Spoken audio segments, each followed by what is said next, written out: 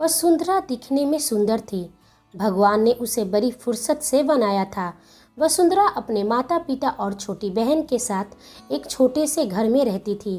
दोनों बहनें पास के ही स्कूल में पढ़ाया करती थी और इसके साथ साथ घर का काम और अपने मम्मी पापा का ख्याल भी खूब रखती थी। वसुंधरा को अपनी सुंदरता पर तनिक भी घमंड नहीं था। भगवान उसे सुंदरता के साथ तेज दिमाग और अच्छा दिल भी दिया था। आसपास के लोग हमेशा उसकी माँ को बोलते हैं, तुझे अपनी बड़ी बेटी की शादी की क्या चिंता करनी, इतनी सुंदर है कि कोई भी उससे विवाह कर ले और दहेज भी ना मांगे। यह सुनते ही वसुंधरा की माँ कमला देवी कहती है, बहन ऐसा रिश्ता आजकल कहाँ मिलता है जो बिना दहेज की शादी हो जाए। वसुंधरा यह सब सुनते ही शर्मा जाती है। उसे भी अपनी ज़िंदगी में अपनी ही तरह स्मार्ट और हैंडसम लड़के की चाहत थी। तभी वसुंधरा कहती है, मुझे अभी शादी नहीं करना है, पहले आप दोनों और बहन का भविष्य अच्छा कर दूं, फिर शादी करूंगी। छोटी बहन कुसुम भी अपनी बहन का खूब साथ देती है। हाँ माँ, दीदी सही कह रही है, पहले आपके और पापा का फ्यूचर सिक्योर हो जाए, फिर दीदी की शादी करेंगे। दोनों बहनों में बहुत प्यार था। दोनों में मात्र 2 साल का ही अंतर था, मगर वसुंधरा आज भी अपनी बहन को बच्ची ही समझती थी। वसुंधरा के गांव में एक घनश्याम नामक सेठ आया हुआ था। उसके 2 बेटे थे, बड़ा बेटा मनोज और दूसरा बेटा संजय था। दोनों अपने पिता के साथ ही काम करते थे। सेठ घनश्याम ने जब वसुंधरा को देखा तो उसे देखते ही रह गया। सोचा कि यदि इसकी शादी मेरी किसी एक बेटे से हो जाए तो इसका खानदान का वंश ही बदल जाएगी। अपने बेटे का रिश्ता लेकर वसुंधरा के घर चला जाता है। वसुंधरा के माता पिता दोनों बहुत खुश हुए कि एक अच्छा रिश्ता उनकी बेटी के लिए खुद आया है। सेठ घर में जब कुसुम को देखा तो सोचा कि यह भी दिखने में अच्छी है, अपने दोनों बेटों की शादी दोनों बहनों से कर देता हूँ। सेठ अपने दोनों बेटों की शादी का प्रस्ताव वसुंधरा के माँ बाप के पास रखता है और एक साथ में शर्त भी रखता है। वसुंधरा का पिता कहते हैं, यह कैसी बात कर रहे हो आप चाहते हैं कि मैं अपनी बड़ी बेटी की शादी आपके छोटे बेटे से कर दूं और छोटी बेटी की शादी बड़े बेटे से कर दूं। सेठ ने कहा, हाँ ऐसे भी गलत क्या है। सेठ ने झूठ बोला कि मेरा छोटा बेटा आपकी बड़ी बेटी को पसंद करता है और मेरा बड़ा बेटा आपकी छोटी बेटी को पसंद करता है। तभी वसुंधरा की माँ बोलती है, माफ़ कीजिए सेठ जी, हमारे घर में या पूरे गांव में ऐसा नहीं होता है, हम यह शादी नहीं कर सकते हैं। सेठ ने कहा, सोच लीजिए, मेरे घर में आपकी दोनों बेटियां खूब राज करेगी और आप दोनों को भी किसी चीज़ की कमी नहीं होने दूंगा। आप दोनों को फैक्ट्री में काम करने की ज़रूरत भी नहीं पड़ेगी, यह मेरा वचन है। वसुंधरा का पिता बोलते हैं, आप विवाह करने आए हो या व्यापार करने, नहीं जानता हूँ। यदि आपको विवाह करना है तो बिना शर्त का ही करना पड़ेगा। सेठ वहाँ से चला जाता है। सेठ किसी तरह अपने दोनों बेटों की शादी वसुंधरा और कुसुम से करना चाहता था, इसलिए वह सीधे वसुंधरा से मिलने चला गया। सेठ वसुंधरा को सारी बात बताता है। वसुंधरा कहती है, सेठ जी, यह सब सारी बातें मेरे माता पिता से हो गई है तो इसमें मुझे क्यों शामिल कर रहे हो, वैसे भी मुझे अभी शादी करना ही नहीं है। सेठ कहता है, सोच लो बेटा, मैं तुमको कोई लालच नहीं दे रहा हूँ, पर सोचो सौदा बेकार नहीं है।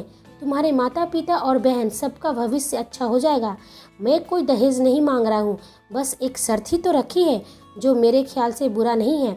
कुसुम ये सारी बातें सुन रही थी। उसे सेठ की बातें सही लगा। कुसुम ने कहा, इसमें गलत क्या है, जीवन भर भी हम खुद से कुछ अच्छा कर भी नहीं पाएंगे। कुसुम सेठ की बातें मान लेती है। वसुंधरा उससे कहती है, यह क्या बोल रही हो, दिमाग काम करना बंद कर दिया है क्या? जब मम्मी पापा ने मना कर दिया तो तुम अकेले फैसला कैसे ले सकती हो? कुसुम कहती है, दीदी मैं बच्ची नहीं हूँ, सब सोच समझ कर फैसला लिया है। वैसे भी एक दिन शादी करना है तो फिर अभी क्यों नहीं। वसुंधरा को कुसुम की बातें सुनकर विश्वास नहीं हो रहा था कि कल तक जो माता पिता की भविष्य की बात करी थी वो आज अपने बारे में इतनी स्वार्थी कैसे हो सकती है। कुसुम ने अपना फैसला अपने मम्मी पापा को बताती है। पागल हो गई हो क्या? समाज की परवाह है या नहीं? तुमने ऐसा सोच भी कैसे लिया कि यहाँ पर छोटी और वहाँ पर बड़ी बनकर जाओगी? कुसुम ने कहा, मैंने सोच लिया है, मैं शादी तो वहीं करूँगी। कुसुम की जिद के आगे किसी की नहीं चली। वसुंधरा भी अपनी छोटी बहन के लिए हाँ कर देती है। कुसुम के पिता कहते हैं, लड़के के बारे में सब कुछ पता करना पड़ेगा, ऐसे भी किसी के घर अपनी बेटी ऐसे नहीं दे सकते हैं। जब दोनों ने शादी का फैसला कर ही लिया तो हम पता करके भी क्या कर लेंगे। दोनों अब बड़ी हो गई है, हमारी बात सुनने वाली भी नहीं है। कुसुम की माँ ने कहा। दोनों बहनों की शादी का दिन आ गया। मनोज और संजय को देखकर सब हैरान थे। मनोज दिखने में इतना सुंदर और संजय दिखने में बदसूरत था। सभी ने अपना माथा पकड़ लिया कि नरेश ने अपनी दोनों बेटियों के साथ भेदभाव किया है। दोनों बहनों की शादी संपन्न हो गई। वसुंधरा संजय को देखकर रोने लगती है कि मेरी किस्मत कैसी है, यह तो दिखने में कितना बिल्कुल मेरे लायक नहीं है। अपनी शादी के लिए मैंने क्या क्या सोचा था, मगर आज अपनी बहन की वजह से मुझे इस अनचाहे रिश्ते का बोझ उठाना पड़ेगा पूरी जिंदगी। सेठ ने अपना वादा निभाया। उसने कुसुम की बात मानते हुए उसके माँ बाप का पूरा ख्याल रखने लगा। कुसुम ससुराल जाकर बहुत खुश थी, वही वसुंधरा बहुत दुखी थी। दोनों के ससुराल में बस उनके पति और ससुर थे। सास पहले ही मर चुकी थी। वसुंधरा जब भी कुसुम और मनोज को साथ में देखती तो उसे अपने नसीब पर रोना आता है और मन में कहती है, मेरी बहन ही मेरी दुश्मन बन गई। इसको हीरा मिला और मुझे काला कोयला मिला। मेरा तो एक दिन भी यहाँ काटना मुश्किल हो रहा है। संजय वसुंधरा से पूछता है, वसुंधरा क्या सोच रही हो, तुम परेशान क्यों लग रही हो? वसुंधरा कहती है, तुमको इससे क्या मतलब, अपने काम पर ध्यान दिया करो, मुझ पर नहीं। वसुंधरा अपना सारा गुस्सा संजय पर ही निकाला करती थी। संजय उसकी नाराज़गी समझने की कोशिश करता पर वसुंधरा उससे बात तक नहीं करती थी। संजय अपने घर में कम रहता और काम पर ज़्यादा ध्यान देने लगता है।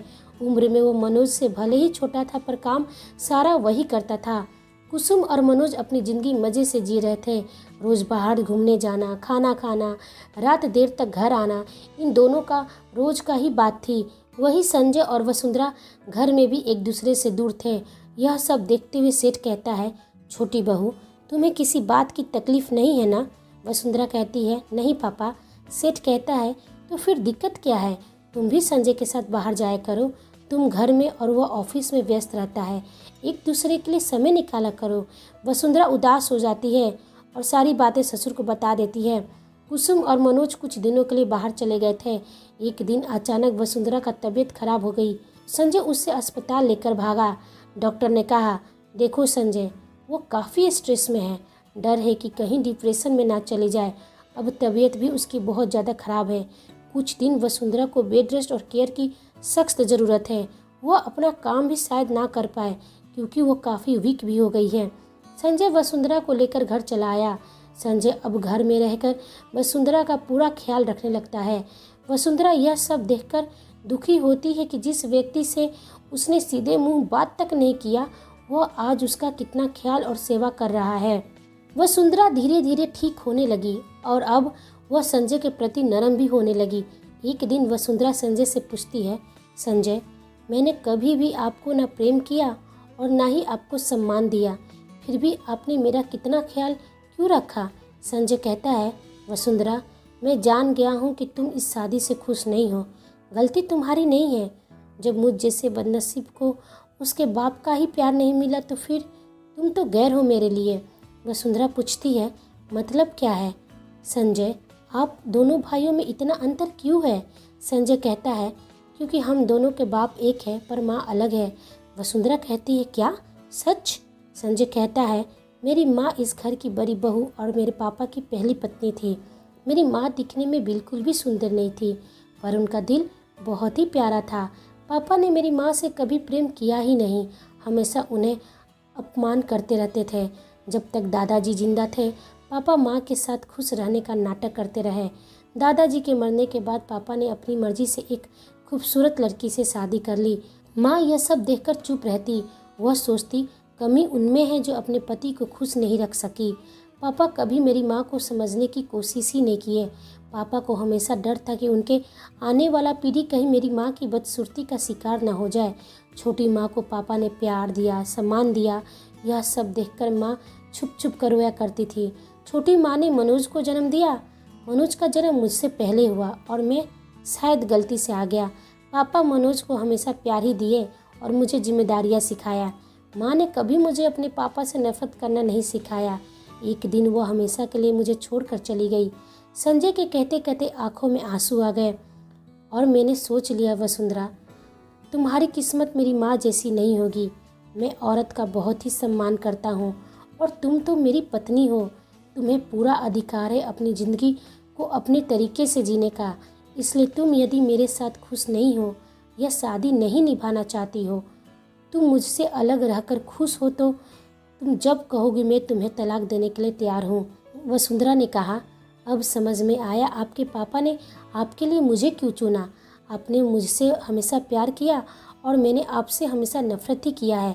संजय कहता है, नहीं वसुंधरा, तुम्हारी देखभाल मैंने तुम्हारे प्यार पाने के लिए नहीं किया है। माँ हमेशा कहती थी कि इंसान चाहे अच्छा हो या बुरा, जब वो बीमार होता है तो उसका शरीर भगवान का हो जाता है और भगवान की सेवा हमेशा निस्वार्थ करनी चाहिए, और मैंने वही किया है। आज वसुंधरा को संजय में अपना भगवान दिख रहा था। वो समझ गई कि अच्छा इंसान किसी खूबसूरती का मोहताज नहीं होता है।